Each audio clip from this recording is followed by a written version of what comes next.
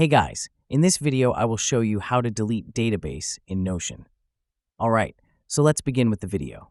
Let's start from your Notion homepage. When you first log in, you'll find yourself on this page. From here, you need to navigate to the specific workspace where your desired database is located. Once you have the correct workspace in mind, go ahead and click on it.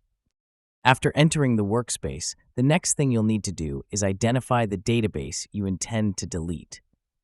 Now, when you locate the database, you're looking for an icon that resembles 6 dots, often found at the top left or next to the database's title. Clicking on these 6 dots will reveal a range of options. So look through the menu and identify the delete option.